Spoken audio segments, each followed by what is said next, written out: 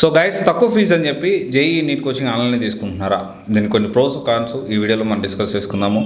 Already I have made video. So నేను multiple institute గురించి information తెలుసుకుంటూ బెస్ట్ క్యాంపసెస్ ఏంటి, inter with IIT or inter with NEET కానీ inter with JEE కానీ prepare అవ్వడానికి మనకి ఎక్కడ బాగుంటుంది ఏంటి అనేది ఎప్పటికప్పుడు మీకు అప్డేట్ చేస్తూనే ఉన్నాను.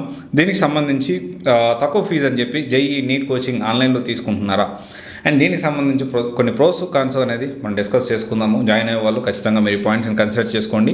అయితే ఇక్కడ మనకి ఆన్లైన్లో చూసుకుంటే స్క్రీన్ టైం అనేది ఎక్కువ ఉంటుంది. బేసికల్లీ నేను ఏమంటున్నానంటే ఇంటర్ స్టూడెంట్కి సాధ్యమైనంత వరకు ఆన్లైన్ కోచింగ్ అనేది నేను ప్రిఫర్ చేయట్లేదు, బెటర్ ఆఫ్లైన్ అని అంటున్నాను. దానికి చాలా కారణాలు ఉన్నాయి. సో ఇది ప్యూర్లీ నా ఒపీనియన్. నేను చాలామందితో మాట్లాడిన తర్వాత నాకు ఒక అండర్స్టాండింగ్ బట్టి నేను చేస్తూ ఉన్నాను. అండ్ స్క్రీన్ టైం ఎలా అంటే స్క్రీన్ టైం ఏంటి, దానికి సంబంధించి ఎక్కువ టైం మనం 7-8 గంటలు 6 గంటలు మన ఫోన్ ముందు కానీ సిస్టమ్ ముందు కానీ ల్యాప్టాప్ ముందు కానీ లేదా ఐప్యాడ్ ముందు కానీ కూర్చోవడం అనేది చిన్నపిల్లలకి అండ్ ఇంటర్ పిల్లలకి అదంతా మంచిది కాదు. డెఫినెట్లీ చాలా ఆరోగ్య సమస్యలు వస్తూ ఉంటాయి. తర్వాత సెల్ఫ్ ఇంట్రెస్ట్ ఉండాలి, ఒక ప్రాపర్ స్కెడ్యూల్ ఉండదు.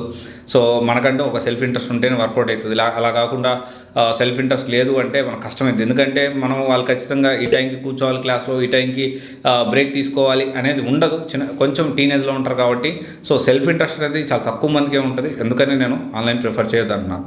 తర్వాత వచ్చేసి ప్రాపర్ స్కెడ్యూల్. ఎస్, డెఫినెట్లీ ఏంటంటే వాళ్ళు కొన్ని మోస్ట్లీ లైవ్ ఉంటాయి, రికార్డెడ్ ఉంటాయి. ఒకవేళ లైవ్లో మనం మిస్ అయినా రికార్డెడ్ క్లాస్ మళ్ళీ మనకు ప్రొవైడ్ చేస్తారు. సో మనం ఎలా ఉంటుందంటే ఒక నెగ్లిజెన్స్ వస్తుంది, ఎప్పుడైనా మనం అవ్వచ్చు కదా అంటే ఒక ప్రాపర్ స్కెడ్యూల్ టైం టేబుల్ అనేది అలవాటు అవ్వదు. ఇది ఒక డ్రాబ్యాక్గా మనం మాట్లాడుకోవచ్చు. అండ్ తర్వాత చూసుకుంటే టెక్నికల్ ప్రాబ్లమ్స్ వస్తాయి. మన దగ్గర నెట్వర్క్ లేకపోయినా, వాళ్ళ దగ్గర నెట్వర్క్ లేకపోయినా, లేకపోతే యాప్ పని చేయకపోయినా, లేకపోతే ఏదైనా రీజన్స్ వల్ల టెక్నికల్ ప్రాబ్లమ్స్ కూడా ఎక్కువ వచ్చేదానికి ఛాన్స్ ఉంది. దానివల్ల క్రూషియల్ టైంలో మనకి ఇబ్బందులు తలెత్తేదానికి అవకాశం ఉంటుంది. అండ్ తర్వాత వచ్చేసి ఇంకోటి వచ్చేసి ఏంటి అంటే ఒక పక్క ఇంటర్వ్యూ, ఒక పక్క జేఈ నీట్ ఇవన్నీ కూడా మనం మేనేజ్ చేయాలి అంటే కొంచెం కష్టమైన పని. సో అది ఎలా మేనేజ్ చేస్తారు అనేది కూడా ఇక్కడ మ్యాటర్ అనమాట. అండ్ ఇంకోటి వచ్చేసి డౌట్స్ క్లియరెన్స్. అసలు మనకు డౌట్స్ క్లియరెన్స్ అనేది ఆన్లైన్లో తక్కువ ఫీజు అని చెప్పి జాయిన్ అవుతారా, ఆన్లైన్లో తక్కువ ఫీజు అని చెప్పి జాయిన్ అవుతారు. డౌట్స్ క్లియరెన్స్ ఎలా క్లియర్ చేయగలుగుతారు?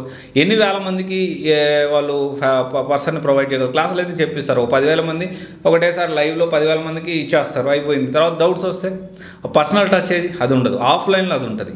తర్వాత వచ్చేసి ఏంటంటే మంత్లీ టెస్ట్, వీక్లీ టెస్ట్ కానీ మంత్లీ టెస్ట్ కానీ పర్ఫార్మెన్స్ ఎలా ఉంది మనం అసెస్ చేసుకోవడానికి, మనతో పాటు తోడుగా ఉండడానికి ఎవరు ఉండరు. And at the same time మనకు ఒక పీర్ గ్రూప్ అంటే బాగా మనము చదువుతున్నాము, మనతో పాటు ఒక టీం అనేవాళ్ళు అంటే మనకు ఫ్రెండ్స్ కానీ సో వాళ్ళు ఎలా ప్రిపేర్ అవుతున్నారు, ఒక ఈ కాంపిటేటివ్ తత్వం అనేది పోతుంది, పోటీ తత్వం అనేది ఉండదు. ఆన్లైన్లో ఎలా ఉంటుందంటే మన పాటికి మనమే చదువుకోవాలి, మనకు కాంపిటీషన్ అర్థం కాదు.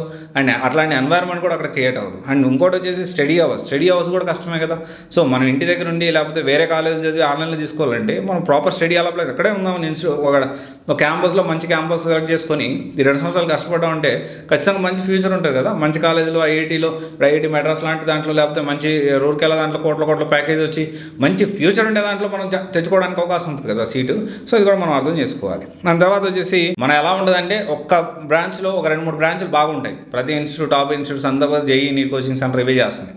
ఒక 2-3 ఇన్స్టిట్యూట్స్ బ్రహ్మాండం ఉంటాయి. ఆ 2-3 ఇన్స్టిట్యూట్స్ నుంచే, ఆ 2-3 బ్రాంచెస్ నుంచే లేదా ఒక 5-6 క్యాంపస్ల నుంచే ర్యాంక్స్ వస్తాయి. కానీ వీళ్ళు రాష్ట్రం మొత్తం 2 తెలుగు రాష్ట్రాల్లో అన్ని వెలకొన్న బ్రాంచెస్ అన్నిటి ముందు హోర్డింగ్లు లేపుతారు. కనీసం అక్కడ చదువు కూడా ఉన్నాడు ఈ పిల్లోడు అంటే ఆ బ్రాంచ్లో, ఆ ఇన్స్టిట్యూట్లో చదివి ఉండొచ్చు కానీ ఈ బ్రాంచ్లో చదివి ఉంటారు. ఏంటి అంటే బ్రాంచ్కి కూడా చాలా డిఫరెన్స్ ఉంటుంది. ఒకటే అన్నీ ఒక బాగుంది, ఇదిగో వీళ్ళకి ఎక్కువ జేఈ మార్క్స్ వచ్చాయి, ర్యాంక్స్ వచ్చాయి అంటే అందరూ పోయి అక్కడ జాయిన్ అవ్వడం కరెక్ట్ కాదు. బ్రాంచ్కి చాలా డిఫరెన్స్ ఉంటుంది. దాన్ని బట్టి ప్రాపర్గా మనం మంచిది సెలెక్ట్ చేసుకోవాల్సిన అవసరం ఉంది.